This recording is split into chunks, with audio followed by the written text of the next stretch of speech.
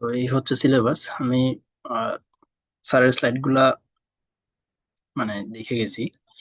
তো ওই রকম বেশি একটা ইম্পর্টেন্ট টপিক পাওয়া যায়নি প্রত্যেকটা স্লাইডে। মোটামুটি এক একটা স্লাইডে বড় জোরে একটা বা ম্যাক্সিমাম দুইটা কোয়েশ্চেন আছে। আর বাকি সবই আসলে একদম ছোট ছোট কনসেপ্ট। তো এগুলো পড়লে আসলে সবই পড়তে হবে বা বললে সবই বলতে হবে। তো আমি আর তাহলে এত ডিটেলসে যাব না। যেগুলা মোটামুটি আসার মতো আমার কাছে মনে হয়েছে বা একটু বলার মতো একটা টপিক আছে, সেগুলো আর কি বলবো।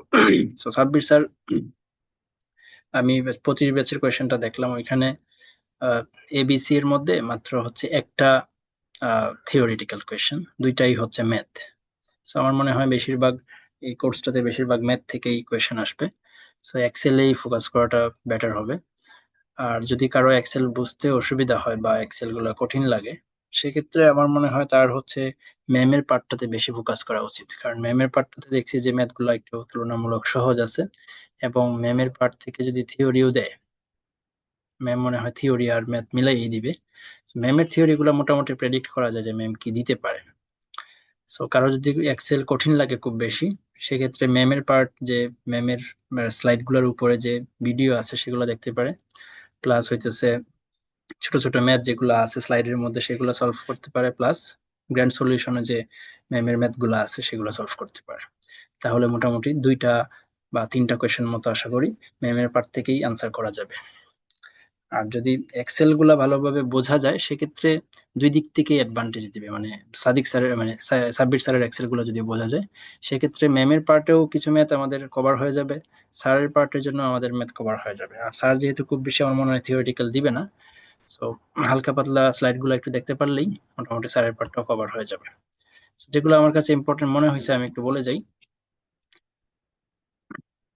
এখানে ফার্স্ট স্লাইড যেটা, এটা তো একদম বেসিক্যাল, একদম বেসিক থিওরি নিয়ে কথাবার্তা, বেসিক জিনিসপত্র নিয়ে।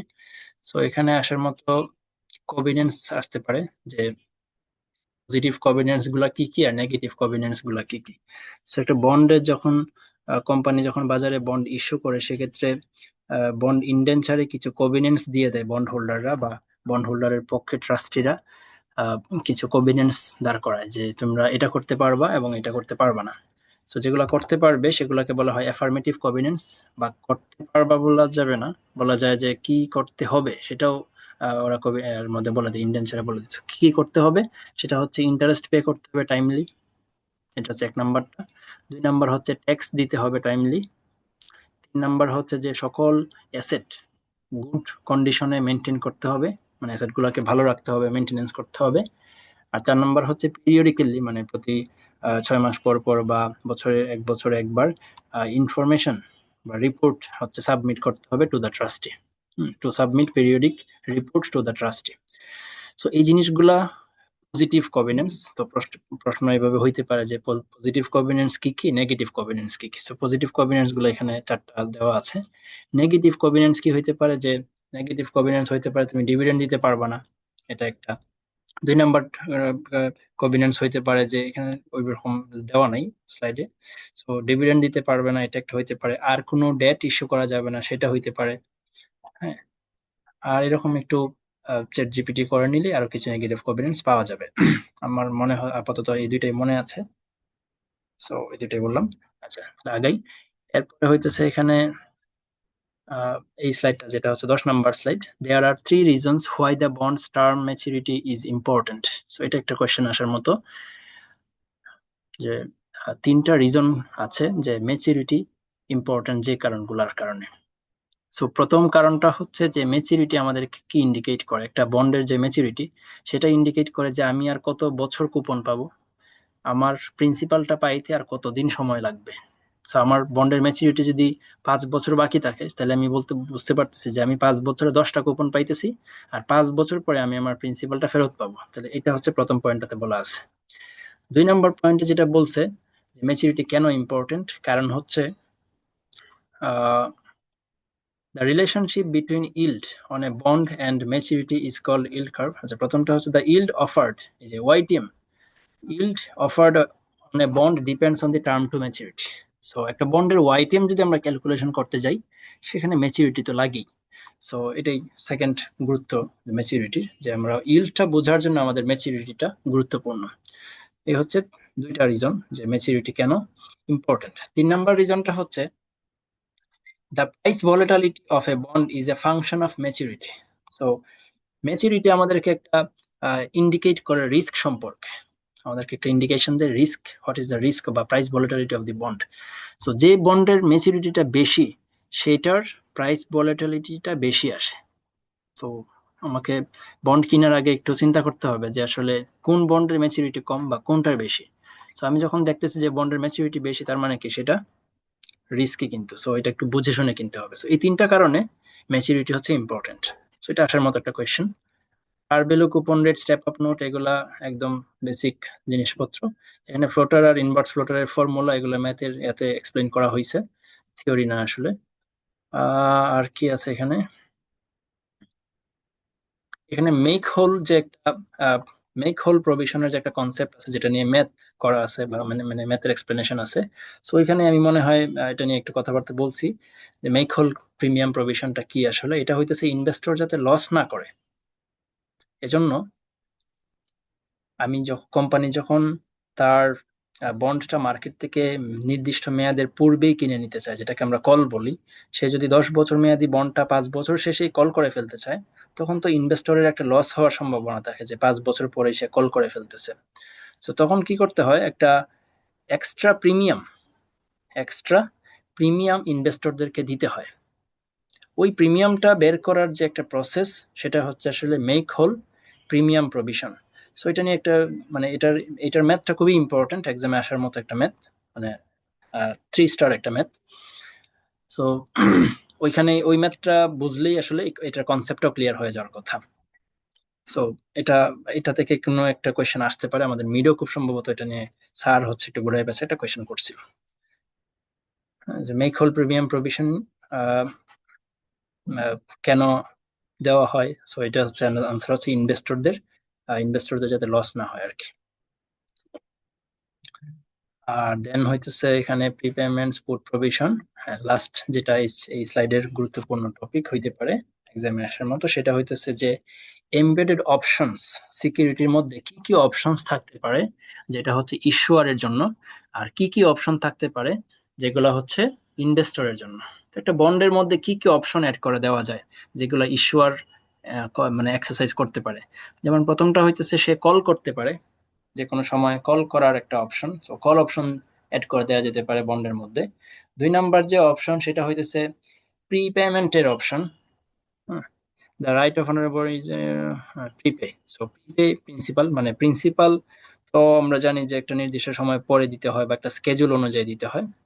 সো এখানে একটা অপশন অ্যাড করে দেওয়া যায় বন্ডের মধ্যে, যে সে হচ্ছে 6 মাস পরে পরে 100 টাকা করে প্রিন্সিপাল পে করার কথা, বা 1 বছর পরে পরে 100 টাকা করে প্রিন্সিপাল পে করার কথা। কিন্তু সে কি করতে পারবে, চাইলে 100-র বেশি টাকাও কি করতে পারবে, সে প্রিন্সিপাল পেমেন্ট করে ফেলতে পারবে। এটাকে বলা হয় প্রিপেমেন্ট। হ্যাঁ, prepayment, the right of the underlying borrowers in a pool of loans to prepay principal above the schedule principal payment। Schedule principal যেটা পেমেন্ট করার কথা, সেটা বেশি দেওয়ার সুযোগ থাকতে পারে ইস্যুয়ারের জন্য। সো এটা ইন্ডেন্সের অবশ্যই বলা থাকতে হবে। 3 নাম্বার যেটা, সেটা হচ্ছে accelerated sinking fund provision. Suppose একটা বন্ডের ক্ষেত্রে সিঙ্কিং ফান্ড নামে একটা প্রভিশন আছে। ওই সিঙ্কিং ফান্ড একটা নির্দিষ্ট অ্যামাউন্ট প্রতি বছরে বা কোন সময় কত টাকা প্রিপে পেমেন্ট করতে পারবে সেটা বলে দেয়। So accelerated sinking fund provision মানে হচ্ছে সিঙ্কিং ফান্ড প্রভিশনে যে পরিমাণ প্রিন্সিপাল পে করার কথা বলা আছে তার থেকে বেশি পরিমাণ পেমেন্ট যদি ইস্যুয়ার করে, মানে কোম্পানি যদি করে। সো এটাও একটা তার জন্য একটা অপশন, সে করতে পারে চাইলে, ইন্ডেন্সার যদি বলা থাকে। আর লাস্ট যেটা হচ্ছে cap on floater. Cap on floater মানে হচ্ছে যে মার্কেটের ইন্টারেস্ট রেট যদি বাড়তেই থাকে, যেটা হচ্ছে ফ্লোটিং রেট বন্ডের ক্ষেত্রে। সো মার্কেটের ইন্টারেস্ট রেট বাড়তে থাকলে কুপন রেটটাও বাড়তে থাকে। সো এটা ইনভেস্টরদের ইনস্টিটিউশন মানে কোম্পানির জন্য তো একটা লসের ব্যাপার স্যাপার। যদি মার্কেট ইন্টারেস্ট রেট সাপোজ 20% হয়ে যায়, তখন তো তার 20% কুপন দেওয়া সম্ভব না। সো এই জন্য একটা ক্যাপ থাকে যে 12%-এর উপরে মার্কেট যদি ইন্টারেস্ট রেট চলে যায়, কোম্পানি 12% দিবে। মানে 15% হইলেও সে 12% দিবে, 20% হইলেও সে 12% দিবে, এরকম একটা ক্যাপ দেওয়া থাকতে পারে বন্ডের ক্ষেত্রে। সো এইগুলো হচ্ছে ইস্যুয়ারের জন্য অপশন। সেম ভাবে অপশন থাকতে পারে বন্ড হোল্ডারের জন্য কি কি অপশন আছে? সে হচ্ছে কনভার্সন প্রিভিলেজ পাইতে পারে, যে বন্ড, তার বন্ডটাকে শেয়ারে কনভার্ট করে নিতে পারে, এটা একটা। 2 নম্বর যে অপশন তার জন্য থাকতে পারে সেটা হচ্ছে পুট করার অপশন, যে মার্কেট ইন্টারেস্ট রেট যদি ফল করে, তখন মার্কেট ইন্টারেস্ট রেট যদি বেড়ে যায়, তখন সে হইতেছে রাইট পুটটা এক্সারসাইজ করে। সো মানে কোম্পানির কাছে যে কোনো সময় বিক্রি করে দেওয়ার অধিকার যেটা, সেটা হচ্ছে বন্ড হোল্ডারে থাকতে পারে। 3 নম্বর যেটা, সেটা হচ্ছে floor on a floater. So market interest rate অনেক কমলে, কমে গেলে ইনভেস্টরের জন্য অসুবিধা। সো এখানে একটা ফ্লোর দেওয়া থাকতে পারে, যে ফ্লোর যে 5%-এর নিচেও যদি চলে যায়, ইনভেস্টররা 5% পাবে। সাপোজ মার্কেট ইন্টারেস্ট রেট হয়ে গেছে 3%, তখনও সে ইনভেস্টররা কি কি পাবে? 5%ই পাবে। সো এটা একটা তাদের জন্য একটা অপশন। এই অপশন গুলা আসতে পারে এক্সামে মোটামুটি। তো এটা হচ্ছে প্রথম স্লাইডটা ছিল। সেকেন্ড স্লাইডে দেখি কি আছে।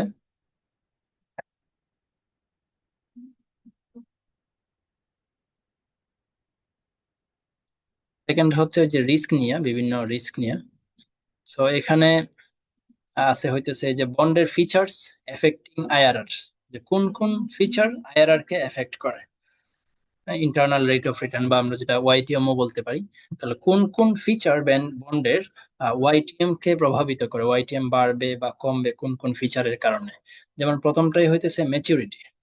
So all other factors if remain the same, the longer the maturity, the greater the interest rate risk. Oh, sorry, IRR মানে এটা YTM না, সরি, IRR মানে হচ্ছে ইন্টারেস্ট রেট রিস্ক।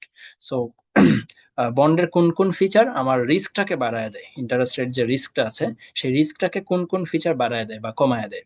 সো কোন কোন ফিচার এফেক্ট করে মেইনলি। ম্যাচুরিটি যেই বন্ডের বেশি, সেটার ইন্টারেস্ট রেট রিস্ক অনেক বেশি।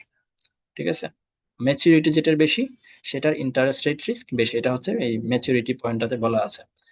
এরপরে কুপন যদি কম হয়, এই যে কুপন যে বন্ডের কম, সেটার ইন্টারেস্ট রেট রিস্ক বেশি। কুপন তো আমরা পাই, রাইট?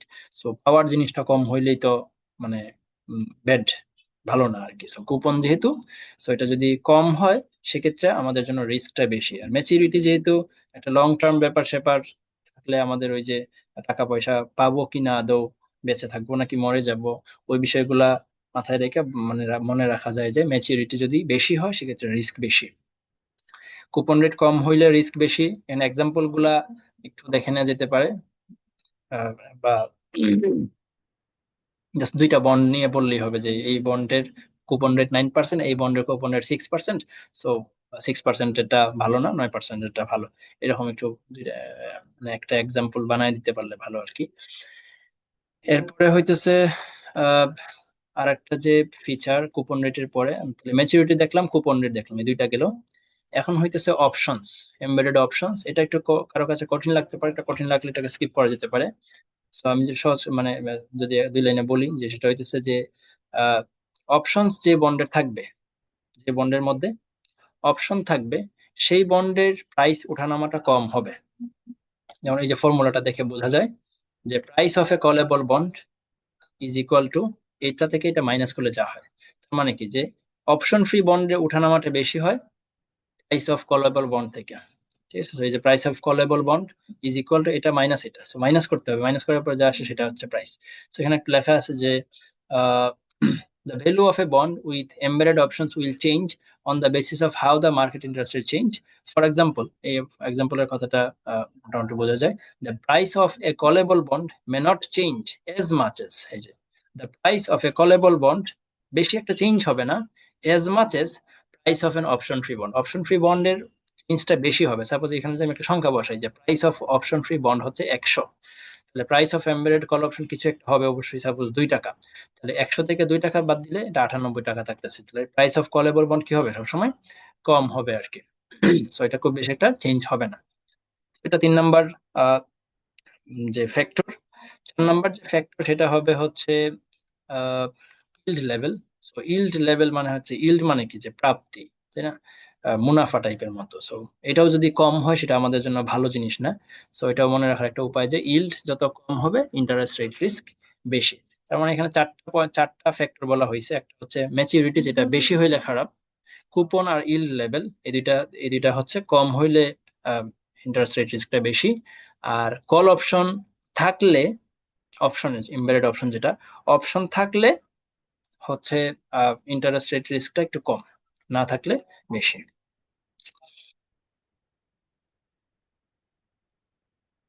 তো এরপর এখানে interest rate risk for floating rate সিকিউরিটিসও চাইলে মনে রাখা যায়, খুব বেশি ইম্পর্টেন্ট না। ফ্লোটিং রেট সিকিউরিটিস এর ইন্টারেস্ট রেট রিস্কটা কেমন বা কোন কোন ফ্যাক্টরের উপর ডিপেন্ড করে, সেটা হচ্ছে যে longer the time to the next coupon reset date. আমরা জানি ফ্লোটিং রেট সিকিউরিটিসে 6 মাস পরে পরে বা 3 মাস পরে পরে রেটটা কি হয়, রিসেট করা হয়। রিসেট মানে মার্কেট ইন্টারেস্ট রেটের সাথে অ্যাডজাস্ট করা হয়। সো ফ্লোটিং রেট মানেই তো আমরা জানি যে রেট ওঠানামা করবে। সো যদি এমন হয় যে 6 মাস পরে পরে একটা বন্ড আছে, 6 মাস পরে পরে রিসেট করা হয়, আর একটা বন্ড আছে যেটা 1 বছর পরে পরে রিসেট করা হয়, তাহলে কোনটার ইন্টারেস্ট রেট রিস্ক বেশি হবে? ওই যে যেটা 1 বছর পরে পরে রিসেট করা হচ্ছে। সো অনেকদিন আমাকে ওয়েট করতে হবে রিসেট টাইমটা আসার জন্য। সো এটা ম্যাচুরিটির সাথে মিলে যায় আর কি, যে রিসেট ডেটটা যত লম্বা হবে তত রিস্কটা, ইন্টারেস্ট রেট রিস্কটা বেশি হবে। এটা ফ্লোটিং রেটের ক্ষেত্রে শুধুমাত্র, অন্যগুলোর ক্ষেত্রে না। সেকেন্ড রিজন যেটা ফ্লোটিং রেটের ক্ষেত্রে, সেটা হইতেছে রিকোয়ার্ড মার্জিন যদি বেড়ে যায় তাহলে মার্কেটের প্রাইসটা চেঞ্জ হয়, বা রিকোয়ার্ড মার্জিন যদি বেড়ে যায় সেটা হচ্ছে ফ্লাকচুয়েট সৃষ্টি করে, ফ্লাকচুয়েশন মানে ইন্টারেস্ট রেট রিস্কটা সৃষ্টি করে আর কি। সো রিকোয়ার্ড মার্জিন আর একটা ফ্যাক্টর, এই দুইটা ফ্যাক্টর যে কালার করার লাইনটাতে বলা আছে। ফাইনালি ফ্লোটিং রেটে আবার ওই যে ক্যাপ থাকতে পারে, ক্যাপ যদি থাকে তাহলে একটু সমস্যা। হ্যাঁ, তিনটা ফ্যাক্টর হইলো ফ্লোটিং রেটের ক্ষেত্রেও। 3 নাম্বার পয়েন্টটাতে কি বলা আছে যে finally floating rate security will typically have A cap, normal একটা ক্যাপ থাকে, ওই যে 12%, এটার উপরে গেলেও কোম্পানি কোম্পানি 12%ই পে করবে। এরকম যদি হয়, 12%-এর উপরে যদি চলে যায়, তখন কোম্পানি কিন্তু 12%ই দিবে। সো তখন বন্ডটা আসলে আর আসলে কি থাকে না, ফ্লোটিং রেট থাকে না, এটা আসলে একটা ফিক্সড বন্ডের মতো হয়ে যায়। হ্যাঁ, ফিক্সড একটা কুপন বন্ডের মতো হয়ে যায়, কারণ 12%-এর উপরে মার্কেট ইন্টারেস্ট রেট চলে গেছে। এখন 15-তে থাকুক, 16-তে থাকুক, 18-তে থাকুক আর 20-এ যাক, যেখানেই যাক কোম্পানি কিন্তু স্টিল 12%, 12% অলওয়েজ 12% দিতেছে। তো তখন এটা আসলে একটা ফিক্সড রেট বন্ডে রূপান্তরিত হয়ে যায় বলা যায়। So তখন যেটা হবে, once the coupon rate as specified by the coupon reset formula rises above the cap rate, the coupon will be set at the cap rate and the security will then offer a below market coupon rate and its price will decline. So তখন এটা আসলে এটা বেশি, এটা দাম বেশি ফল করবে আর কি। তো এটাকে বলা হয় ক্যাপ রিস্ক, যে মার্কেট ইন্টারেস্ট যদি বেড়ে যায়, এই বন্ডটা তো স্টিল আমাকে 12% দিচ্ছে, সো ইনভেস্টর এটাকে আর বেশি, এই বন্ডটাকে বেশি একটা পছন্দ করবে না। স্বাভাবিক, মার্কেট ইন্টারেস্ট রেট 20% হয়ে গেছে, আমাকে এই বন্ড 12% দিচ্ছে, আমি এই বন্ডটা কেন কিনবো? সো এটার প্রাইস ফল করবে, এটাকে বলা হয় ক্যাপ রিস্ক।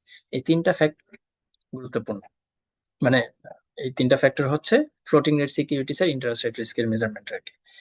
আচ্ছা, সো এরপরে যেটা আছে মেজারিং ইন্টারেস্ট রেট রিস্ক, এগুলা দরকার নাই এখান থেকে।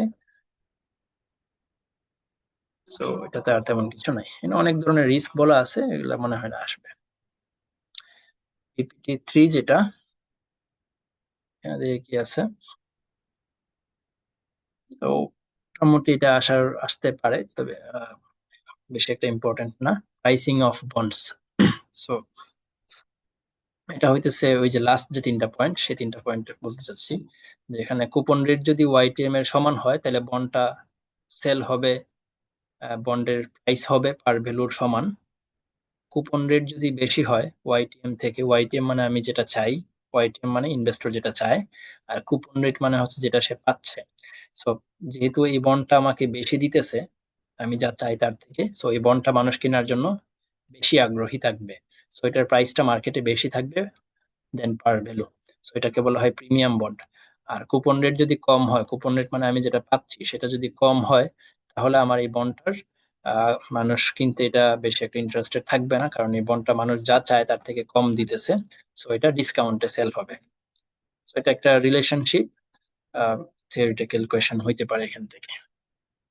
এরপরে এখানে আছে হচ্ছে reasons for change in the price of a bond. কেন বন্ডের প্রাইস চেঞ্জ হয়, এটা একটা ইম্পর্টেন্ট কোয়েশ্চেন। যে কোন কোন কারণে বন্ডের প্রাইস মার্কেটে চেঞ্জ হয়। মার্কেট বন্ডের একটা প্রাইস সাপোজ শুরু হইলো 900 টাকা দিয়ে, পরে এটা কেন চেঞ্জ হয়ে যায়? মেবি কোম্পানির ক্রেডিট কোয়ালিটি খারাপ হয়ে গেছে। ক্রেডিট কোয়ালিটি যদি খারাপ হয়, ওই বন্ডের দাম 900 থেকে 800-তে 700-তে চলে আসবে। বা ক্রেডিট কোয়ালিটি যদি কোম্পানির ভালো হয়, সেক্ষেত্রে কিন্তু এটা এই বন্ডের প্রাইস বাড়তে থাকবে, মানুষ এটার প্রতি বেশি ইন্টারেস্টেড থাকবে। তো এটা একটা একটা কারণ যে কেন মার্কেটে বন্ডের প্রাইস উঠানামা করে। হ্যাঁ, 2 নাম্বার যে ফ্যাক্টর সেটা হইতেছে যে বন্ডটা মুভিং টুয়ার্ড ম্যাচুরিটি, বন্ডটা মেবি ম্যাচুরিটির দিকে যাচ্ছে। সো মেবি না, এটা তো আসলে প্রত্যেকটা বন্ডই তো আস্তে আস্তে ম্যাচুরিটির দিকে যায়। সো দুনিয়ার কোনো কিছু যদি চেঞ্জ না হয়, বন্ডটা যদি জাস্ট ম্যাচুরিটির দিকে যাইতে থাকে, তার বন্ডের প্রাইস অটোমেটিক্যালি চেঞ্জ হইতে থাকবে, এবং চেঞ্জ হয় সেটা পার ভ্যালুর দিকে যাবে। বন্ডটা বন্ডের প্রাইসটা কোন দিকে যাবে? পার ভ্যালুর দিকে যাবে। তাহলে বন্ডটার প্রাইস যদি আজকে 1100 টাকা থাকে মার্কেটে, সেটা ম্যাচুরিটির দিকে যত যাবে, সেটা 1000-এর কাছাকাছি যাওয়ার চেষ্টা করবে। 1000-এর দিকে গিয়ে ম্যাচুরিটির দিকে একদম 1000 হয়ে যাবে। কোম্পানি তো ম্যাচুরিটি দিতে 1000 টাকায় আমাদেরকে পেমেন্ট করবে, সো এটা একদম ম্যাচুরিটি ক্লোজ হয়ে গেলে এটা 1000-এ কনভার্ট হয়ে যাবে, মানে 1000 হয়ে যাবে প্রাইসটা। আবার সেম, যদি প্রাইসটা বন্ডের প্রাইসটা যদি 900 থাকে বর্তমানে, যেটা ডিসকাউন্ট বন্ড, এটাও ম্যাচুরিটির দিকে যত যাবে, তো এটা আস্তে আস্তে 950, 970, 980, এটা আস্তে আস্তে 1000-এর দিকে যাবে। একদম ম্যাচুরিটিতে এটা 1000 টাকা হয়ে যাবে। সো এই হচ্ছে সেকেন্ড যে রিজনটা, যে কেন বন্ডের প্রাইস চেঞ্জ হয়, কেন চেঞ্জ হয়, যে বন্ডটা ম্যাচুরিটির দিকে যাচ্ছে, জাস্ট এই কারণে। আর আর আর অন্য কোনো কিছু চেঞ্জ হওয়া লাগবে না। 3 নাম্বার যে কারণ যে বন্ডের প্রাইস কেন চেঞ্জ হয়, সেটা হইতেছে yield of A comparable bond maybe change হয়ে গেছে। তার মানে কি, মার্কেট ইন্টারেস্ট রেট চেঞ্জ হয়ে গেছে আর কি। মার্কেটের ইন্টারেস্ট রেট যদি চেঞ্জ হয়ে যায়, আমরা জানি যে বন্ডের প্রাইস ফল করে, মানে বাড়লে ফল করে, কমলে বাইরে যায়। সো এটা হচ্ছে 3 নাম্বার কারণ, যেটাকে ইল্ড বা মার্কেট ইন্টারেস্ট রেট বলা হয়, বা রিকোয়ার্ড ইল্ড বলা হয়। ওইটা যদি কমে বা বাড়ে, তো আমার বন্ডের প্রাইস তো অবশ্যই কমবে, বাড়বে। তো এই 3টা কারণে বন্ডের প্রাইস ওঠানামা হয় আর কি। আরবিট্রাজ ফ্রি ভ্যালুয়েশন নিয়ে ম্যাথ আছে, ওইটা খুবই ইম্পর্টেন্ট ম্যাথ, ওইটা আসতে পারে এক্সামে।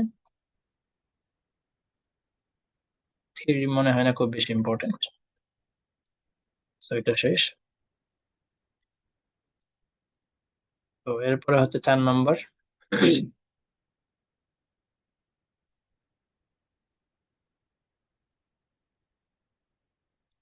এখানে মেজারিং ইল্ড, এটা অলরেডি বলছি তাই না? সিআর যদি ওয়াইটিএম এর সমান হয়, এটা পার ভ্যালু হবে। কুপন রেট যদি ওয়াইটিএম বা সিওয়াই থেকে ছোট হয় ডিসকাউন্টে, বড় হইলে প্রিমিয়ামে। তো এগুলো বলা হয়েছে। আহ, এখানে কি আছে?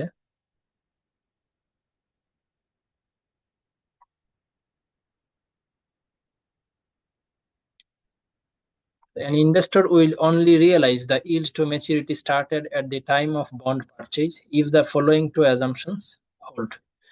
So এটা একটা মোটামুটি ইম্পর্টেন্ট, যে ওয়াইটিএম যেটা আমরা ক্যালকুলেশন করি বন্ড কেনার শুরুতেই, ওই ওয়াইটিএমটা সাপোজ আমরা ক্যালকুলেট করলাম যে 10%। এই 10% ওয়াইটিএম তখনই একজন ইনভেস্টর অ্যাচিভ করতে পারবে যদি সে দুইটা কাজ করে, বা এখানে দুইটা অ্যাজাম্পশন যদি ফিল আপ করা হয়। প্রথম অ্যাজাম্পশন যেটা, সেটা হচ্ছে যে কুপন গুলাকে রিইনভেস্টমেন্ট করা যাবে ওয়াইটিএম রেটে। তার মানে ওই যে 10% যে ওয়াইটিএম, সেই রেটে যদি ইনভেস্ট করা সম্ভব হয় কুপন গুলা, কারণ সে তো আহ, প্রতি বছর একটা করে কুপন পাবে। So, ওই কুপন গুলা যদি সে একমাত্র ওয়াইটিএম রেট, মানে যেটা 10% যদি ইনভেস্ট করতে পারে, তাহলেই কেবলমাত্র আমরা যে ওয়াইটিএম শুরুতে যে ওয়াইটিএমটা ক্যালকুলেশন করি, সেটা মেনটেন হবে, মানে সেটা সে রিসিভ করতে পারবে। আরেকটা অ্যাজাম্পশন হইতেছে যে bond is held to maturity, investor যদি বন্ডটাকে মেয়াদ পূর্তি পর্যন্ত ধরে রাখে। এই দুইটা অ্যাজাম্পশন ফিল আপ হইলেই কেবলমাত্র আমরা ওয়াইটিএম যেটা বছরের শুরুতে ক্যালকুলেশন করি বা বন্ড কেনার সময় শুরুতে ক্যালকুলেশন করি, ওই ওয়াইটিএমটা অ্যাচিভ করা সম্ভব হবে। মানে যদি বন্ডটা মাঝখানে সেল করে দেয়, তাহলে ওয়াইটিএম অ্যাচিভ হবে না। কুপন পেমেন্ট কুপন যেগুলো আমরা রিসিভ করি, সেগুলোকে যদি আমরা রিইনভেস্টমেন্ট 10% রেটে করতে না পারি, তাহলে আমার ওয়াইটিএম চেঞ্জ হয়ে যাবে। কোন কোন ফ্যাক্টর রিইনভেস্টমেন্ট রিস্ককে এফেক্ট করে, এটা মোটামুটি ইম্পর্টেন্ট কোয়েশ্চেন। কোন কোন ফ্যাক্টর রিইনভেস্টমেন্ট রিস্ককে এফেক্ট করে? তো এখানে কি কি আছে দেখি। For a given yield to maturity and given non zero coupon rate, longer the maturity the greater the investment risk. তাহলে ম্যাচুরিটি হচ্ছে ফ্যাক্টর যেটা রিইনভেস্টমেন্ট রিস্ককে এফেক্ট করে। আমরা যেমন আগে আইআরআর কে দেখছি, আইআরআর কে কোন কোন ফ্যাক্টর এফেক্ট করে, ওইখানে ম্যাচুরিটি ছিল, ইল্ড ছিল, কুপন ছিল, এই তিনটা ছিল, আর এমবেড অপশন ছিল। তো এখন বলতেছে ইন্টারেস্ট রেট রিস্ক না, এখন হচ্ছে রিইনভেস্টমেন্ট রিস্ক। রিইনভেস্টমেন্ট রিস্ককে কোন কোন ফ্যাক্টর এফেক্ট করে, সেটা হচ্ছে ওই সেম আগের মতোই, যে ম্যাচুরিটি যদি বেশি হয়, রিইনভেস্টমেন্ট রিস্ক বেশি হবে। এটা কিন্তু ইন্টারেস্ট রেট রিস্কের মেজারমেন্টের মধ্যেও ছিল। আচ্ছা, 2 নম্বর যেটা, higher the coupon greater the investment risk. So আগেরটার সাথে কিন্তু এখন মিললো না। ইন্টারেস্ট রেট রিস্ক কি ছিল, কুপন রেট যত কম হবে তত রিস্ক বেশি, আর রিইনভেস্টমেন্ট রিস্কে উল্টাটা, higher the coupon greater the reinvestment risk. কারণ কি, কারণ হচ্ছে আমি যে কুপন বেশি করে পাবো, বেশি কুপন পাইলে সেটা রিইনভেস্টমেন্ট করতে গিয়ে বেশি লস খাওয়ার সম্ভাবনা আছে, বা কম অনেক গেইন করার সুযোগ সুযোগ আছে। সো কুপন রেট যত বেশি হবে বা কুপন আমি যত বেশি পাবো, ততই তো আমার রিইনভেস্টমেন্টের রিস্ক বেশি, কারণ আমাকে বেশি পরিমাণ টাকা রিইনভেস্ট করতে হবে। এটা একটা আছে, মানে 2 নম্বর ফ্যাক্টর। 3 নম্বর ফ্যাক্টর দেখে আছে কিনা, this means the bond holding bond selling at premium will be more dependent on reinvestment risk. So এটা একটা হইতে পারে যে প্রিমিয়াম বন্ড, প্রিমিয়াম বন্ড হচ্ছে রিইনভেস্টমেন্টের উপর বেশি ডিপেন্ডেন্ট, প্রিমিয়াম বন্ড। হ্যাঁ, এটা এক্সপ্লেন করতে একটু সময় লাগবে, আমি স্কিপ করি এটা। জাস্ট মনে রাখতে পারলে ভালো, না রাখলে এই দুইটা লিখলেই হবে। প্রিমিয়াম বন্ড রিইনভেস্টমেন্ট ইনকামের উপরে বেশি ডিপেন্ডেন্ট, এটা যদিও রিস্কের ফ্যাক্টর না, এটা জাস্ট একটা থিওরিটিক্যাল আলোচনা। অন্যদিকে যদি ডিসকাউন্ট বন্ড হয়, ডিসকাউন্ট বন্ড হচ্ছে রিইনভেস্টমেন্ট ইনকামের উপর বেশি একটা ডিপেন্ডেন্ট হবে না। আর যদি এটা জিরো কুপন বন্ড হয়, তাহলে এটার কোনো রিইনভেস্টমেন্ট রিস্কই নেই। এরপরে আছে হচ্ছে ইল্ড টু রিফান্ডিং নামের একটা কনসেপ্ট আছে, যেটা যেটা নিয়ে খুব সম্ভবত ম্যাথ আছে কিনা। ইল্ড টু রিফান্ডিং, না, ইল্ড টু রিফান্ডিং নিয়ে ম্যাথ নাই, এটা জাস্ট একটা কনসেপ্ট। ইল্ড টু রিফান্ডিং কিভাবে ক্যালকুলেশন করা যায়, দাগে রাখছিলাম, আমার মনে হয়েছে যেটা সকল আসলে আসতে পারে, খুব বেশি ইম্পর্টেন্ট না, তাও একটু বলি। ইল্ড টু রিফান্ডিং হচ্ছে যে সাপোজ একটা বন্ডের মেয়াদ হচ্ছে 5 বছর, তো প্রথম যে 2 বছর, সেই 2 বছরে একটা রেস্ট্রিকশন দেওয়া আছে। কি রেস্ট্রিকশন, যে কোম্পানি এই প্রথম 2 বছরের মধ্যে সে কি করতে পারবে না, নতুন বন্ড ইস্যু করে এই বন্ডটা, আমাদের যে বন্ডটা, সেই বন্ডটাকে সে কিনে নিতে পারবে না। নতুন বন্ড ইস্যু করে টাকাটা পেয়ে সে এই বন্ড গুলাকে মার্কেট থেকে কিনে নিতে পারবে না। সে চাইলে বন্ড ইস্যু ছাড়া অন্য যে কোনো ভাবে টাকা কালেক্ট করে, মানে সাপোজ তার নিজের ক্যাশ আছে বা অ্যাসেট সেল করে দিবে, এটা করে সে কি করতে পারবে, আমার বন্ড গুলাকে 2 বছরের মধ্যে কিনতে পারবে। তার মানে রেস্ট্রিকশনটা কি, 2 বছরের মধ্যে সে কি করতে পারবে না, শুধুমাত্র নতুন বন্ড ইস্যু করে আমার বন্ডটাকে সে কিনতে পারবে না। ঠিক আছে। সো এই 2 বছরের পরে, 2 বছরের ঠিক পরে যদি সে হইতেছে যে প্রাইসে আমার কাছ থেকে বন্ডটা কিনে নিবে, ওই প্রাইসটাকে ধরে যদি আমরা ইল্ড ক্যালকুলেশন করি, ওইটাকে বলা হবে ইল্ড টু রিফান্ডিং। ঠিক আছে, ওইটাকে বলা হবে ইল্ড টু রিফান্ডিং। এরপরে দেখি আর কি আছে, মেজারিং ইল্ড।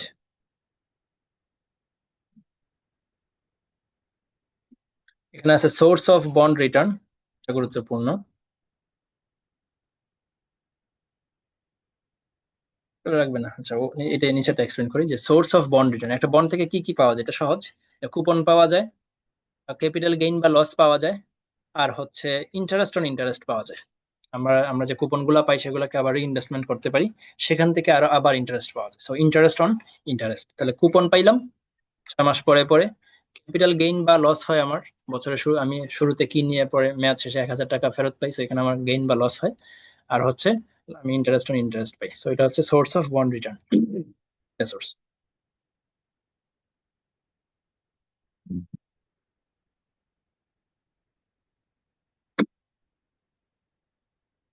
এখানে যেটা বলা আছে যে রিইনভেস্টমেন্ট রিস্ক, যেটা সেটা হচ্ছে গ্রেটার কার জন্য, অ্যামortizing সিকিউরিটিজ এর জন্য। অ্যামortizing সিকিউরিটিজ এর রিইনভেস্টমেন্ট রিস্কটা বেশি। কেন? কারণ হচ্ছে অ্যামortizing যে সিকিউরিটিজ গুলো আছে, মানে মর্টগেজ ব্যাকড সিকিউরিটিজ গুলো যেগুলো আছে, সেগুলো রিইনভেস্টমেন্ট রিস্ক বেশি। কেন? কারণ হচ্ছে এগুলাতে প্রি পেমেন্ট পাওয়া যায়। হ্যাঁ, প্রি পেমেন্ট পাওয়া যায়, আর একটা কারণ হচ্ছে যে প্রতি মাসে মাসে ওইগুলার প্রিন্সিপাল ব্যাক পাওয়া যায়। তো প্রতি মাসে মাসে আমি প্রিন্সিপাল ফেরত পাচ্ছি। আমি যে কোনো সময় আম, যে কোনো সময় আমাকে প্রিন্সিপাল অ্যামাউন্টের থেকে যেটা স্কেজুল করা ছিল সেখান থেকে বেশি আমাকে টাকা ব্যাক দিয়ে দেওয়া হচ্ছে, যেটাকে বলা হয় প্রিন্সিপাল রিপেমেন্ট, প্রিপেমেন্ট যেটাকে বলা হয়। হম। সো যেহেতু আমি প্রতি মাসে মাসে প্রিন্সিপাল পাই, আর হইতেছে আমি যেহেতু মাঝে মাঝে প্রিপেমেন্টও পাই যেতে পারি, ওই যে বেশি পরিমাণ টাকা আমার কাছে চলে আসতেছে, এগুলাকে তো ইনভেস্ট করতে হবে। সো তার মানে আমাকে রিইনভেস্টমেন্ট রিস্কটা বেশি ফেস করতে হবে। ঠিক আছে, রিইনভেস্টমেন্ট রিস্ক তাহলে এটা পরীক্ষাতে আসছিল আমাদের সেকেন্ড মিডে, যে মর্টগেজ ব্যাকড সিকিউরিটিজ এর কেন রিইনভেস্টমেন্ট রিস্কটা বেশি।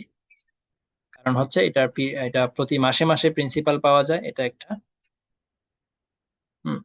আর একটা হইতেছে যে এটা ফ্রিকুয়েন্ট, মানে এটার প্রিন্সিপাল যে প্রিপেমেন্ট, সেটা সেটা যে কোনো সময় চলে আসতে পারে প্রিপেমেন্ট। মোটামুটি দুইটা, আরেকটা ফ্যাক্টর আছে, তিনটা ফ্যাক্টর আর কি হওয়ার কথা। তো এটা ওই যে গ্রুপে যে পিকচার গুলো দেওয়া আছে, যেখানে সেকেন্ড মিড ফার্স্ট মিডের কোয়েশ্চেন আনসার গুলো দেওয়া আছে, ওইখান থেকে পাওয়া যাবে আর কি। এই ম্যাথটা ইম্পর্টেন্ট, টোটাল রিটার্নের যে ম্যাথটা, টোটাল রিটার্ন ক্যালকুলেশনের ম্যাথটা এটা আসতে পারে। দেন হইতেছে পিপিটি 5। হ্যাঁ রে, সময় লাগতেছে ভালোই।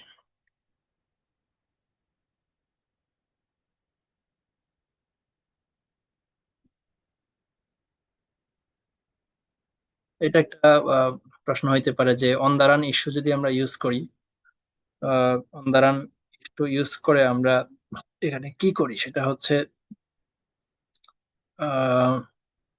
ট্রেজারি স্পট রেট কার্ভ মনে আমরা ক্যালকুলেশন করি।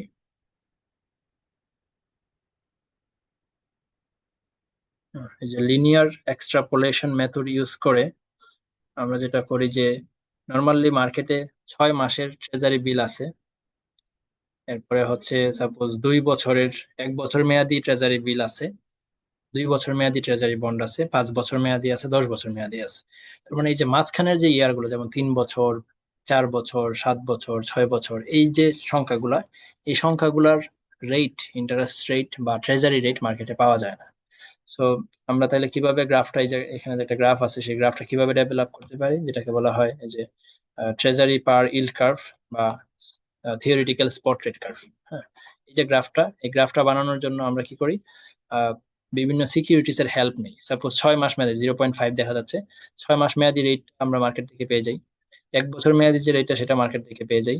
2 বছর মেয়াদিটাও মার্কেট থেকে পেয়ে যাই। এরপরে 2 বছরের পরে একদম আমরা 5 বছরের মেয়াদি রেট আমাদের কাছে আছে, মার্কেট থেকে পাই। পাঁচের পরে 10 বছর মেয়াদি আছে। তার মানে মাঝখানের যে ফোটাগুলো, এই মাঝখানের ফোটাগুলো কিভাবে আসবে, সেটার জন্য আমরা একটা মেথড ইউজ করি, যেটাকে বলা হয় লিনিয়ার এক্সট্রাপোলেশন মেথড। ওই মেথড ইউজ করে আমরা প্রতি বছরের স্পট রেট, মানে 4 বছর 4 বছরের স্পট রেট, 3 বছরের স্পট রেট, 6, 7, 8, 9, এই সংখ্যাগুলোর যে স্পট রেট, সেটা আমরা বের করতে পারি। যেটা খুব সম্ভবত ইয়াতে এক্সপ্লেন করছি, যে এখান থেকে চাইলে দেখা নেওয়া যায় ম্যাথটা। সাপোজ মার্কেট থেকে আমরা পাইলাম যে 2 বছর মেয়াদি যে সিকিউরিটি, সেটার রেট পাইলাম 6%। 5 বছর মেয়াদি যেটা, সেটার রেট পাইলাম 6.5%, 6.6%। আমার মাঝখানে যে 3 আছে, 4 আছে, 5, 3, 4 আছে, এই দুইটা আমি সংখ্যা তো পাইতেছি না। সো এটা বের করার জন্য আমি যেটা করতে পারি, এই যে 5 থেকে 2 মাইনাস করবো, 3 × 2, মানে মানে 5 থেকে সরি 2 বছরের যে রেট এবং 5 বছরের যে রেটটা, সেটা একটা থেকে একটা মাইনাস করবো, 6.6 থেকে 6 মাইনাস করবো, তাহলে যে উপরে বসবে গ্যাপটা। আর নিচে কি বসবে, নিচে বসবে হচ্ছে এই 5 আর 2 এর মধ্যে আমি কয়টা কুপন পাবো, সেটা।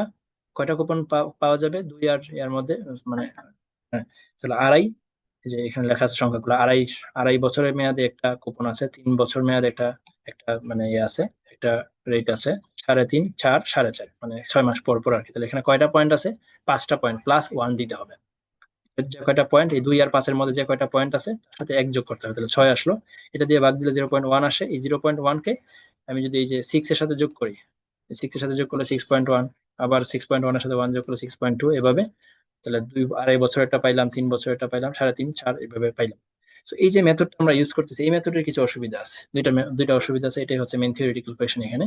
এই যে মেথডটা আমরা যে মাত্র প্রসেসটা দেখলাম, সেই প্রসেসটার অসুবিধা কি, এই প্রসেসটা আমি অন্য কোনো ভিডিওতে এক্সপ্লেন করছি। তো এই দুইটা, এই মেথডটার দুইটা প্রবলেম হচ্ছে যে এখানে লার্জ গ্যাপ যদি থাকে, তাহলে এটা মিসলিডিং হবে। সাপোজ এখানে আমরা 2 বছর আর 5 বছর মেয়াদি যে বন্ডগুলো আছে, সেগুলো নিছি। যেমন যদি হয় যে 5 বছরের পরের রেটটা কত, 10 বছর মেয়াদি বন্ডের রেট আছে আমার কাছে, 10 বছরের পরের রেটটা কত, 30 বছর মেয়াদি। তো এই যে 10 আর 30, এই দুইটা রেট আছে, আর মাঝখানে কোনো রেট নেই। তো এত বড় গ্যাপে গ্যাপে যদি আমি লিনিয়ার এক্সট্রাপোলেশন মেথড যেটা, সেটা যদি ইউজ করি, এটা মিসলিডিং হবে, এটা একটা সমস্যা। দুই নাম্বার সমস্যা যেটা এখানে, এটা একটু বোঝাটা টাফ হইতে পারে, একটু বেশি এক্সপ্লেন করার সময় মানে বুঝে যাইতো, কিন্তু এখানে আমি শর্ট করে বলি। সেটা হইতেছে এখানে যে আহ, আমরা স্পট রেট ক্যালকুলেশন করি, সেই স্পট রেটের মধ্যে হচ্ছে আমরা পার ভ্যালু যেটা নেই সেটা হচ্ছে 100 নেই। পার ভ্যালু 100 নিয়ে আমরা স্পট রেট গুলো ক্যালকুলেশন করি। আমাদের ফার্স্ট মিডে কিন্তু ম্যাথটা আসছিল 100 করে ধরে Z1 Z2 Z3 এগুলো ক্যালকুলেশন করতে হয়। সো ওই 100 ধরে ক্যালকুলেশন করাটা মিসলিডিং। এটা আসলে ট্রু প্রাইস কে কনসিডার করতেছে না। So এটা এখানে বলা আছে যে ট্রু ইলস, এই যে second problem is that as the true yields are different from the quoted yields. Quoted yields যেটা সেটা আসলে ট্রু ইলস থেকে, ট্রু ইলস যেটা আমরা পাই না, কোটেড ইলসটা যেটা সেটা হচ্ছে ওই যে 100 কে ধরে যে কোট করা হয় সেটা, এটা মিসলিডিং। ট্রু ইলস যেটা সেটা আসলে আমরা এখানে ইউজ করা হয় না। সো এটা একটা সমস্যা। এই যে অন দ্য রান ইস্যুস, এই প্রশ্ন হচ্ছে এটা যে on the run issues use করে আমরা যে লিনিয়ার এক্সট্রাপোলেশন মেথডের মাধ্যমে যে স্পট রেট কার্ভ ডেভেলপ করি, সেটার অসুবিধাগুলো কি কি? অসুবিধা হচ্ছে এই দুইটা। তো এখানে আর তেমন কিছু নাই। একটা জিনিস এখানে জাস্ট বলে রাখা দরকার যে ফরওয়ার্ড রেট নিয়ে যখন আমি ওই যে ম্যাথের সময় এক্সপ্লেন করছিলাম এই ফর্মুলাটা, তখন এখানে আমি বলছিলাম যে এই অংশটা দরকার নেই 1/t, কারণ এটা 1/1 হয়, অলওয়েজ অলওয়েজ 1/1 হয় না আসলে। এখানে যদি এমন হয় যে আমাকে 6 মাসের রেট, হ্যাঁ, ক্যালকুলেশন করতে বললো 6 মাসের রেটে, যে টি টি মানে তো 6, যদি 6 মাসের হয় তাহলে এটা তো আসলে 1 হবে। 6 মাস বললে এই টি এর মান হবে 1। তখন আসলে ওই যে 1/t না দিলেও সমস্যা নাই। কিন্তু যে এমন যদি বলে যে তুমি হচ্ছে কি করো, আহ 1 বছর মেয়াদের জন্য ফরওয়ার্ড রেট ক্যালকুলেশন করো, যেটা স্টার্ট হবে 2 বছর পর থেকে, বা 3 বছর পর থেকে, বা 4 বছর পর থেকে। তো এই টি এর জায়গায়, 6 মাসের জায়গায় যদি অন্য কিছু বলে, তখন আসলে এখানে এই 1/tটা গুরুত্বপূর্ণ। টি এর জায়গায় তখন যদি 1 বছর বলে, তখন টি এর মান কত হবে 2, কারণ 6 মাস করে দুইটা পিরিয়ড। যদি এমন বলে যে 2 বছরের জন্য তুমি ফরওয়ার্ড রেট ক্যালকুলেশন করো, টি টি মানে হচ্ছে 2 বছর। তো 2 বছরের জন্য যদি ফরওয়ার্ড রেট ক্যালকুলেশন করতে বলে, তাহলে টি এর মান হয়ে যাবে কত, 4, কারণ 2 বছরে 6 মাস পিরিয়ড আছে। সো তখন 1/tটা গুরুত্বপূর্ণ, তখন 1/4 হবে আসলে। এই আম, আহ, এইভাবে হচ্ছে তখন ফরওয়ার্ড রেটটা ক্যালকুলেশন করতে হবে।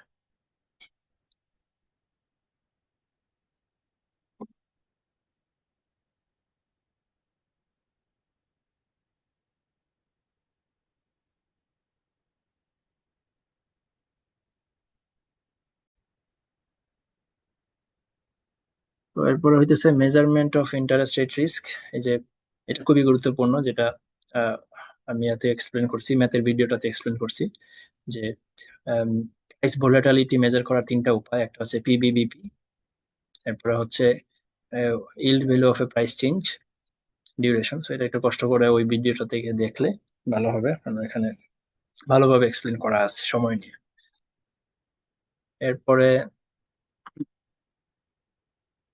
এই ভিডিও এই এই যে প্রশ্নটা, যেটা হচ্ছে 6 ফ্যাক্টরস এফেক্ট বন্ড ডিউরেশন, এটাও গুরুত্বপূর্ণ। So এটাও খুব সম্ভবত আমি ওইখানে এক্সপ্লেন করছি যে কোন কোন ফ্যাক্টর ডিউরেশনকে এফেক্ট করে।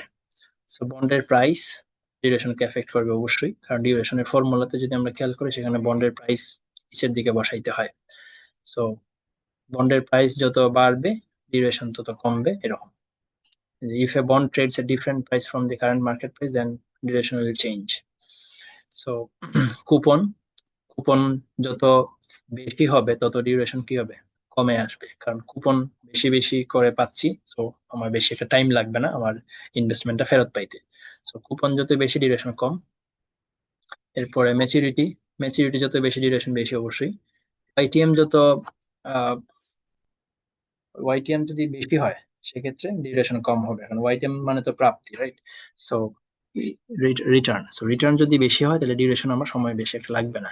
সিঙ্কিং ফান্ড যদি প্রভিশন থাকে কোম্পানির, সেক্ষেত্রে ডিউরেশনটা আমার কম হবে, কারণ আমি দ্রুত, কোম্পানি আমাকে টাকাটা দিয়ে দিবে, সো আমার ডিউরেশনটা কম হবে। কল প্রভিশন যদি থাকে, তাহলে সে এগেইন কোম্পানি আমাকে দ্রুত টাকা দিয়ে দিবে, মানে কল প্রভিশন সে যে কোনো সময় কল করে নিবে, সো আমার ডিউরেশনটা কম হবে। ডিউরেশন বলতে ম্যাচুরিটি বলা যায়, ম্যাচুরিটির কাছাকাছি ওয়ার্ড ডিউরেশন। ডিউরেশন মানে হচ্ছে আমার কতটুকু সময় লাগবে, এরকম। তো এই যে জিনিসগুলোর কারণে আমার টাকা দ্রুত চলে আসে, সেগুলোর কারণে আমার ডিউরেশন কম আসবে। প্রপার্টিজ অফ ডিউরেশন, এটা অন্য একটা চ্যাপ্টার স্লাইডে আছে, ওইখান থেকে দেখবো।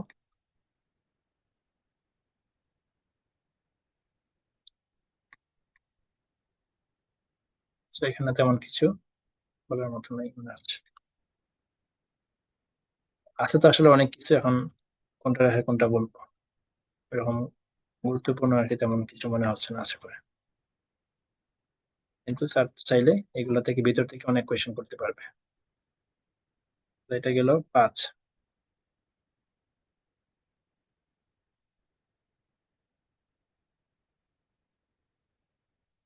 5 গেল নাকি 6 এই মাত্র গেল? মাত্র 6 শেষ করলাম, আচ্ছা। এখন সাথে যাই।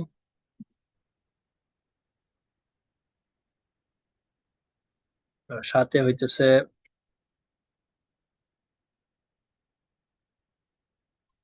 সাথের যে এই যে ম্যাথ, যেটা নিয়ে প্রিভিয়াস ম্যাথ আসছে, সো এটা ইম্পর্টেন্ট।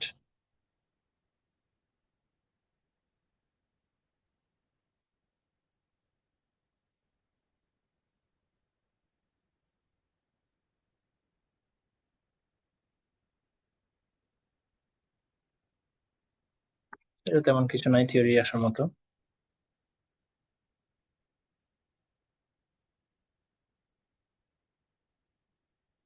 58।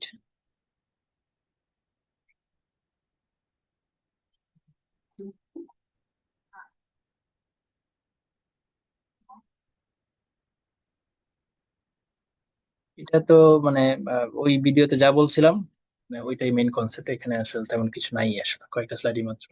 এখানে যেটা বলছিল যে দুইটা বন্ডের মধ্যে শুধুমাত্র ডিউরেশন দেখে ডিসিশন নিলে হবে না, ডিউরেশন বেশি হইলেও ইন্টারেস্ট রেট রিস্ক কম হইতে পারে। কিভাবে? ওই যে ভলাটিলিটি যদি কম থাকে।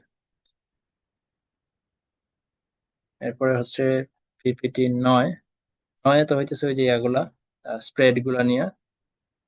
তো এখানে disadvantage or limitations of the nominal spread measure আছে।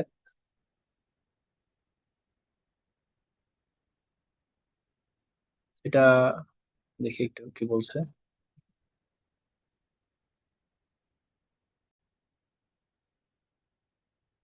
তো এটা আসলে নমিনাল স্প্রেড মানে কি, আগে এটা বুঝতে হবে যে নমিনাল স্প্রেড জিনিসটা কি, যেটা ডিসঅ্যাডভান্টেজ নিয়ে কথা বলা হবে।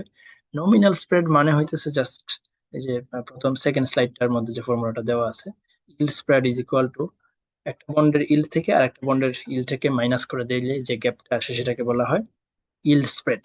সাপোজ এক্স নামের যে বন্ডটা, যেটা ইল্ড হচ্ছে 6%, আর ওয়াই নামের যে বন্ডটা সেটা ইল্ড সাপোজ হচ্ছে 5%, তার মানে স্প্রেড কত আসলো? 1%। তো এই যে 1%, এটা আসলে যেখানে যেভাবে ক্যালকুলেশন করতেছে, এটা আসলে হচ্ছে একটা নমিনাল ইল্ড স্প্রেড। তো নমিনাল ইল্ড স্প্রেড যেটা করে, আমি গ্রাফটা দেখাই। এই যে গ্রাফটা সাপোজ, এটা হচ্ছে নমিনাল স্প্রেডের গ্রাফ। সো নমিনাল স্প্রেড যেটা করে, যে কোনো একটা টাইম পয়েন্টে, সাপোজ 10 নম্বর বছরে, 10 নম্বর বছরে সে 10 বছর মেয়াদি দুইটা বন্ডের রেট সে কম্পেয়ার করে। সাপোজ 10 বছর মেয়াদি একটা বন্ডের রেট হচ্ছে 5% আর একটা হচ্ছে 6%, তাহলে গ্যাপ কত? 1%। নমিনাল স্প্রেডের সমস্যা হইতেছে সে জাস্ট একটা টাইম পিরিয়ড নিয়ে কনসার্ন, সে পুরো গ্রাফে কি হচ্ছে সেটা নিয়ে কনসার্ন না, বা অন্যান্য ম্যাচুরিটিতে কি হচ্ছে সেটা নিয়ে সে কনসার্ন না।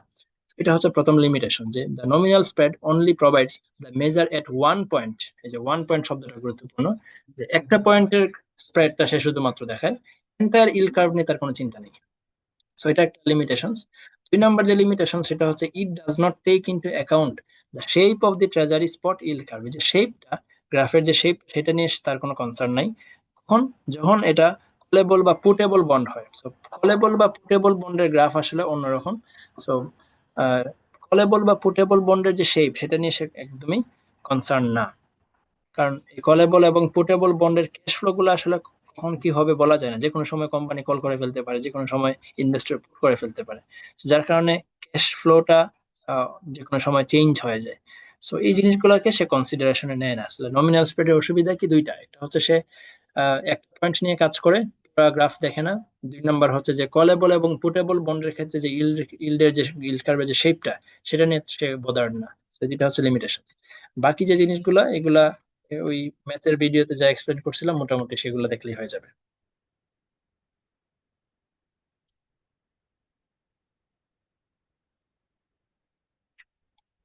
10-1-10-2-এ থিওরি আসার মতো কিছু নাই, এটা জাস্ট ওই ম্যাথটা পারলেই হবে। এরপরে হচ্ছে যেটা রিপো ভ্যালুয়েশন,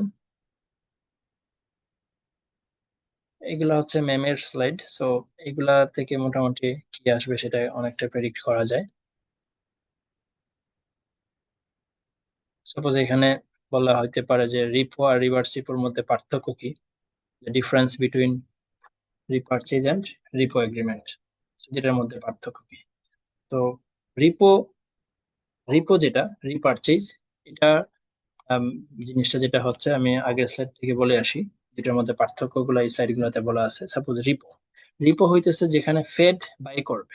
মনে রাখতে হবে যে রিপোতে হচ্ছে কে বাই করে, ফেড কিনে অন্য কোনো একটা পার্টি ফেডের কাছে সেল করে। তো ফেড মানে সেন্ট্রাল ব্যাংক, সেন্ট্রাল ব্যাংক যদি কিনে তাহলে টাকাটা কি হয়, টাকাটা মার্কেটে যায়। তার মানে আহ, এখানে হচ্ছে কি মানিটারি কন্ট্রাকশনারি মনিটারি পলিসি হচ্ছে নাকি এটা এক্সপানশনারি মনিটারি পলিসি হচ্ছে, এটা আসলে এক্সট্রা এক্সপানশনারি মনিটারি পলিসি হচ্ছে, এবং ইকোনমিতে ইনজেক্ট করা হচ্ছে মানি। রিপোর মাধ্যমে মনে রাখতে হবে যে মানি ইনজেক্ট করা হয় ইকোনমিতে, ঠিক আছে। এবং রিপো কি করে, মানি মানি সাপ্লাইকে ইনক্রিজ করে। তো এই তিনটে শব্দ যদি মনে রাখা যায় তাহলে আমার পার্থক্য হয়ে গেল। একটা হইতেছে ফেড বাই করতেছে, যে সে কিছুদিন পরে আবার এটাকে সেল করে দিবে এই এগ্রিমেন্টে। তাহলে রিভার্স রিপোতে উল্টাটা, ফেড হচ্ছে সেল করে, এখানে ইনজেক্ট করে সে লিকুইডিটি ইকোনমিতে। রিভার্স রিপোতে কি বলবো, সে উইথড্র করে ফেলে লিকুইডিটি মার্কেট থেকে। আর এখানে বলতেছে repo increase the money supply, reverse repo কি করে, ডিক্রিজ দ্য মানি সাপ্লাই। তাহলে এই যে রিপো আর রিভার্স রিপোর মধ্যে পার্থক্য হয়ে গেল।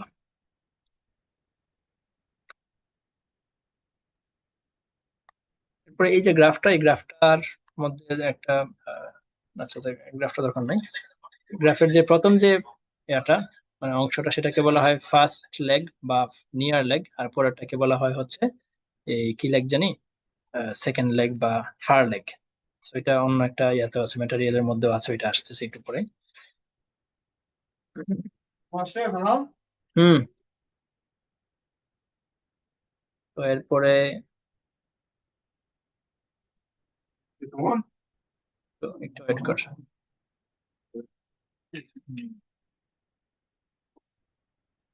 তোমার সাথে একটু পড়াশোনা করতে দিলে, আগে যা পড়ছি দুপুরে, এই আর 20 মিনিট মতো লাগবে। তো এরপরে হইতেছে এখানে এই যে ম্যাটেরিয়ালটা, দেখি এটার মধ্যে কিছু আছে কিনা। হ্যাঁ, এটার মধ্যে আছে যে ডিফারেন্ট কাইন্ডস অফ রিপারচেজ এগ্রিমেন্ট, এটা মনে হয় মানে ভালো ইম্পর্টেন্ট, যে রিপারচেজ এগ্রিমেন্ট কত প্রকার হইতে পারে। তো 3 প্রকার হইতে পারে রিপারচেজ এগ্রিমেন্ট। প্রথম যে রিপো এগ্রিমেন্টটা, সেটা হইতেছে 3টা পার্টি যেটার মধ্যে থাকে আর কি, এটাকে বলা হয় third party repo. So normally তো আমরা জানি রিপোর মধ্যে 2টা পার্টি, একটা পার্টির কাছে কি করে, সিকিউরিটি সেল করে, কিছুদিন পরে কিনে নিবে এই এগ্রিমেন্টে। সো থার্ড পার্টি রিপোতে যেটা হয়, আসলে ডিরেক্ট 2টা পার্টি কন্ট্রাক্ট করে না, বরং আরেকটা এজেন্ট বা একটা ব্যাংক এখানে ইন্টারমিডিয়ারি হিসেবে কাজ করে। তো যদি কোনো একটা রিপো এগ্রিমেন্টে একটা এজেন্ট অথবা ব্যাংক কাজ করে মাঝখানে, সেটাকে বলা হয় থার্ড পার্টি রিপো। 2 নম্বর যে রিপোটা, সেটা হচ্ছে specialised delivery repo. Specialised delivery repo. So এই এই ধরনের রিপোতে যেটা হয়, নর্মালি আমরা জানি কি, রিপোতে একটা পার্টি আরেকটা পার্টির কাছে সিকিউরিটিটা বন্ধক রাখার মতো করে, মানে সিকিউরিটিটা কোলাটারাল হিসেবে রাখা হয়, রেখে সে লোনটা নেয়। সো স্পেশালাইজড ডেলিভারি রিপোতে বন্ড গ্যারান্টি নামের আরেকটা গ্যারান্টি দেওয়া লাগে। সো এখানে কোলাটারাল তো আছেই, নর্মালি তো কোলাটারাল সব রিপোতেই থাকে, পাশাপাশি বন্ড গ্যারান্টিও যেই রিপোতে দেওয়া লাগে বা থাকে, সেটাকে বলা হয় specialised delivery repo. Bond guarantee মানে একটা এক্সট্রা একটা গ্যারান্টির মতো। সো এই 2টা জিনিস থাকে যে যে রিপোতে, সেটাকে বলা হয় স্পেশালাইজড ডেলিভারি রিপো। এটা মার্কেটে বা ইন রিয়েল লাইফ এটা বেশি একটা দেখা যায় না এই ধরনের রিপো।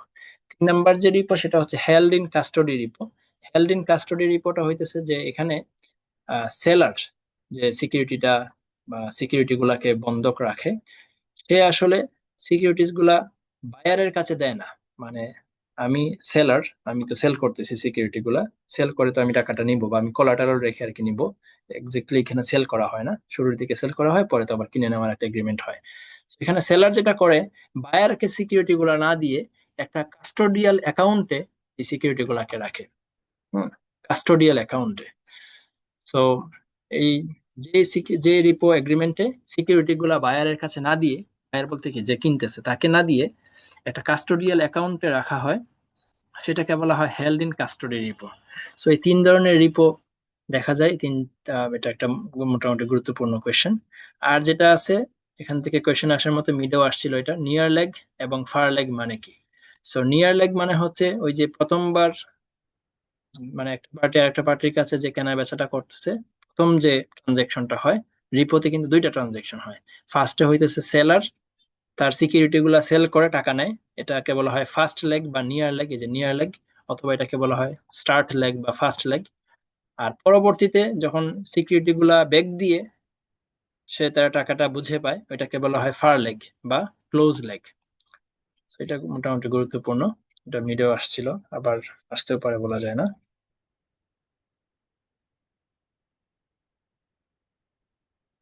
দেন হইতেছে এখানে ইন্টারেস্ট রেট রিস্ক, এটা ম্যামের স্লাইড, এখানে দেখি কি আছে। এই যে 6টা রিলেশনশিপ, এই 6টা রিলেশনশিপ একটু আসতে পারে এক্সামে, এটা ম্যাম অ্যাসাইনমেন্টও দিছিল। সো এই 6টা রিলেশন, 6টা, এবং তার সাথে ছোট ছোট করে এক্সাম্পল, এগুলো আমাদের অ্যাসাইনমেন্টে লেখা আছে। এই 6টা রিলেশনশিপ থেকে প্রশ্ন, মানে এই প্রশ্নটা ডিরেক্ট চলে আসতে পারে যে বন্ড প্রাইসিং রিলেশনশিপ গুলো বলো। সো তখন আমাদেরকে বলতে হবে যে বন্ডের প্রাইস এবং ইল্ড ইনভার্সলি রিলেটেড, আমরা জানি যে বিপরীতমুখী সম্পর্ক। এখানে 6টা পয়েন্ট বললে বোঝা যাবে, আমি আর এগুলো এক্সপ্লেন করতেছি না।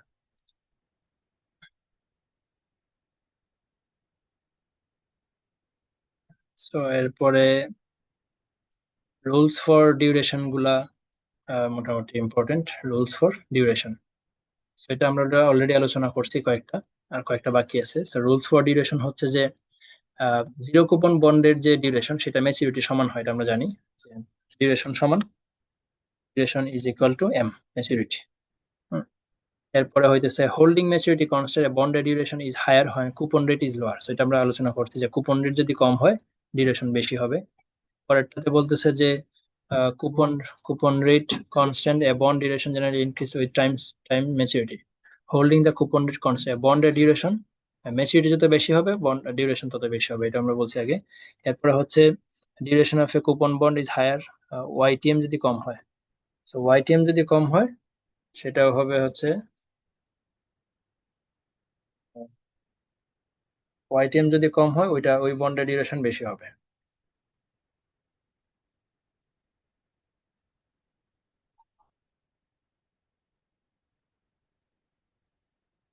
সো এরপরে 4টা গেল রুলস, এরপরে 5 নাম্বার যে রুলস সেটা হইতেছে যে duration of a level perpetuity is equal to, ওই যে পারপেচুয়াল যদি কোনো বন্ড হয় সেটার ডিউরেশন ক্যালকুলেশন করার ফর্মুলাটা এটা 1 + y/y, এটা 5 নাম্বার রুলস।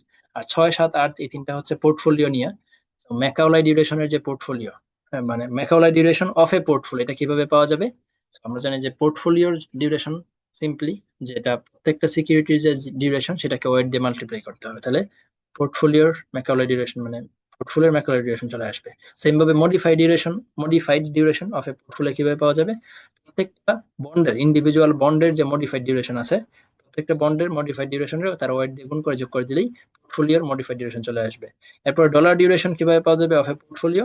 এটা ওয়েট করা লাগবে না, এটা হচ্ছে সিম্পলি যে প্রত্যেকটা বন্ডের যে ডলার ডিউরেশন আছে সেই ডলার ডিউরেশন গুলা সাম আপ করে নিতে হবে, তাহলে পোর্টফোলিওর ডলার ডিউরেশন চলে আসবে। এই হচ্ছে 8টা রুলস।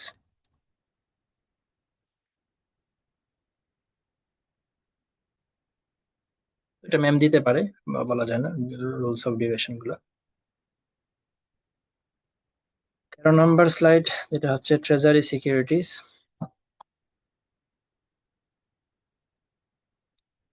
তো এখানে কি আছে আসার মতো? এখানে না, এখানে যে লাস্ট ম্যাথটা আছে সেটা ইম্পর্টেন্ট, এই যে এটা স্ট্রিপ ভ্যালুয়েশনের ম্যাথটা খুবই ইম্পর্টেন্ট এটা। এরপরে হচ্ছে টার্ম স্ট্রাকচার নিয়ে।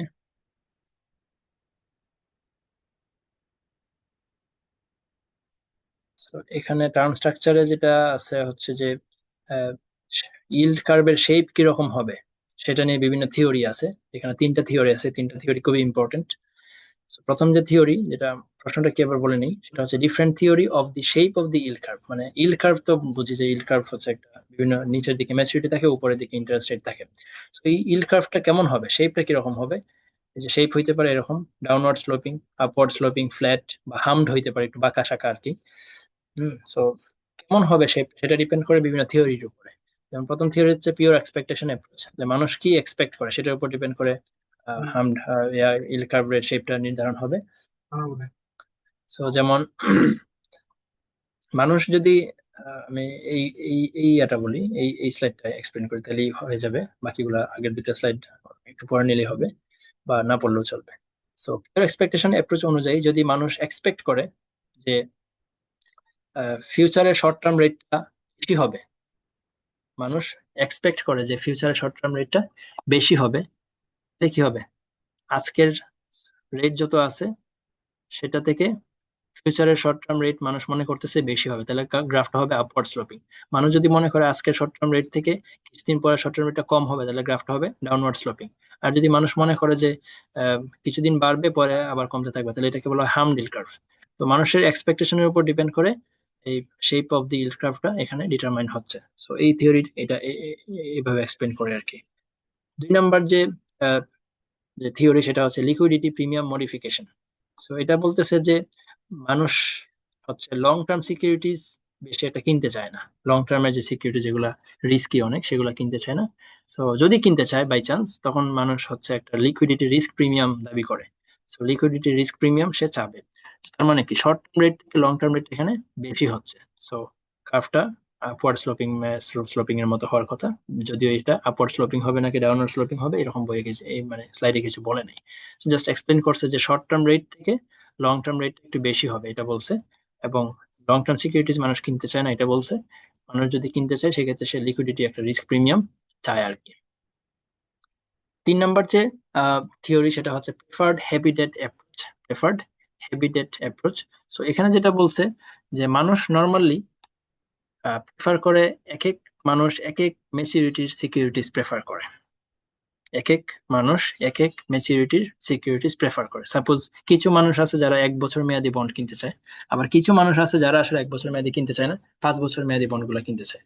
সো প্রত্যেকটা বন্ডের জন্য তখন কি হবে, একটা ডিমান্ড সাপ্লাই কার্ভ তৈরি হবে। বন্ড সাপোজ 1 বছর মেয়াদের জন্য একটা সাপ্লাই ডিমান্ড কার্ভ তৈরি হবে, মানে একটা ইকুইলিব্রিয়াম ইন্টারেস্ট রেটও আসবে। সো আবার 5 বছর মেয়াদি যে বন্ডটা আছে যেটা কিছু মানুষ কিনতে চায়, ওইটার সাপ্লাই ডিমান্ডের উপর বেস করে একটা ইকুইলিব্রিয়াম ইন্টারেস্ট রেট আসবে। তো এরকম আসলে কে কি চায় সেটার উপর বেস করে এখানে ইন্টারেস্ট রেট গুলো ডিটারমাইন হবে, বা শেপ অফ দি ইল্ড কার্ভটা ডিটারমাইন হবে। এটাকে বলা হচ্ছে প্রেফার্ড হ্যাবিটেট, মানুষ কি চায় সেটার উপর, প্রেফার করে সেটার উপর বেস করে আর কি। তো এই 3টা থিওরি থেকে যে কোনো একটা আসতে পারে। আর আহ, এরপরে যে গুরুত্বপূর্ণ যে থিওরি সেটা হচ্ছে প্যারালাল শিফট, নন প্যারালাল শিফট, এই জিনিসগুলা অনেক সময় হয়ে গেছে, আল্লাহ আমি কোথায় বলবো। তো এই যে 3টা স্লাইড আছে, প্যারালাল শিফট, নন প্যারালাল শিফট, আর এখানে চার চার ধরনের ইল্ড কার্ভের গ্রাফ হইতে পারে, এটা আমি বই থেকে নিছি। এরপরে হচ্ছে এখানে প্যারালাল শিফট, নন প্যারালাল শিফট কে ব্যাখ্যা করা হয়েছে। Are parallel parallel shift, non parallel shift, তো নন প্যারালাল শিফট আবার 2 প্রকার, একটা হচ্ছে টুইস্ট আর একটা হচ্ছে বাটারফ্লাই। সো টুইস্ট আবার 2 প্রকার, একটা হচ্ছে ফ্ল্যাটেনিং আর একটা হচ্ছে স্টিপেনিং।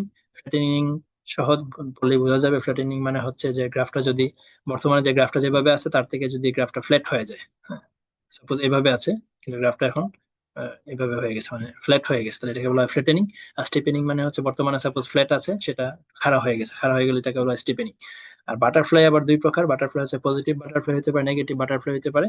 সো পজিটিভ বাটারফ্লাই মানে হচ্ছে এই গ্রাফের মধ্যে দেখালে বোঝা যাবে, ও এই যে ফ্ল্যাটেনিং স্টিপেনিংটা এখান থেকে দেখা যায় যে এটা গুরুত্বপূর্ণ, কিন্তু আমি একটু দ্রুত যাইতেছি, বেশি লেট হয়ে গেছে।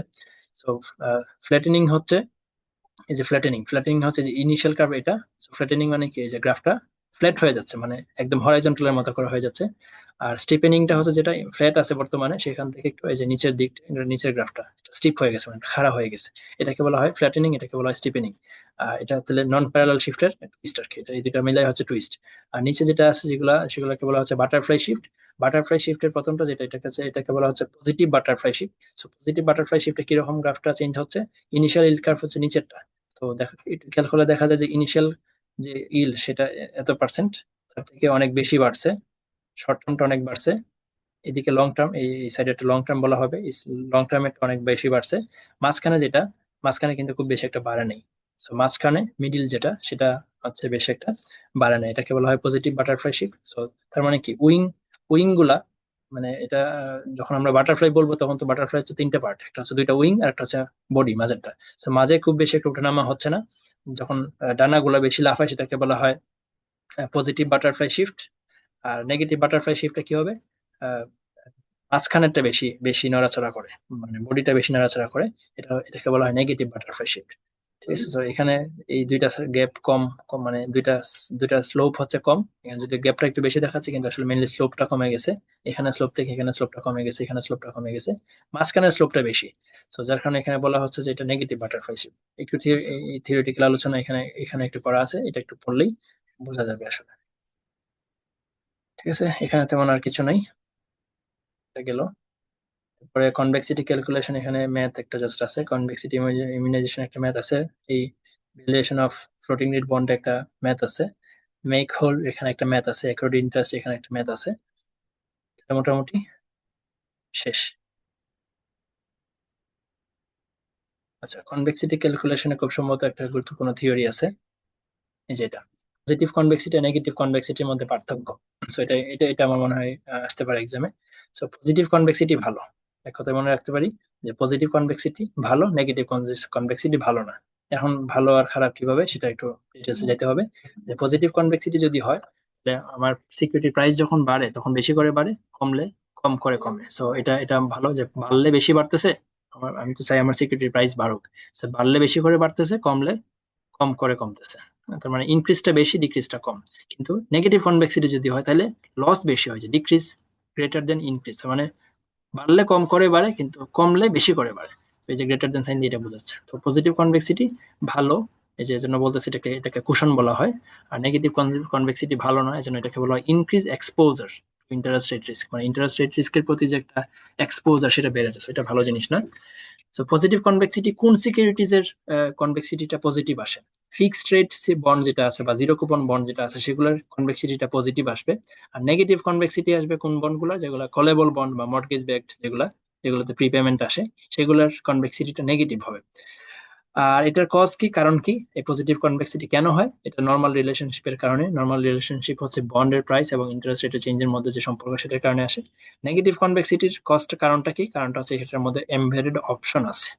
এই এই সিকিউরিটিজ যেমন কলেবল বন্ড বা মর্টগেজ ব্যাকড বন্ড, এগুলোর মধ্যে এমবেডেড অপশন আছে না, অপশন অন্তর্ভুক্ত আছে। এগুলোর কারণে কনভেক্সিটিটা নেগেটিভ হয়ে যায়। সো এই স্লাইডটা গুরুত্বপূর্ণ।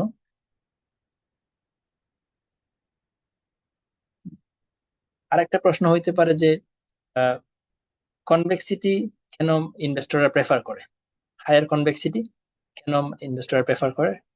এটা সেটার আনসার এইখান থেকে বলে দেওয়া যায় যে কেন ইনভেস্টররা হায়ার কনভেক্সিটি প্রেফার করে। কারণ কনভেক্সিটি যদি বেশি হয় সেক্ষেত্রে আমরা বলতে পারি যে এটা কুশন হিসেবে কাজ করে, প্রাইস ইনক্রিজটা বেশি হয় ডিক্রিজ থেকে। তো এরকম একটা কোয়েশ্চেন দেখছিলাম কোথায় যেন আসে যে ইনভেস্টররা কেন বেশি কনভেক্সিটি পছন্দ করে। তো এটার আনসার এই কলামটা দিয়ে দিলেই হবে।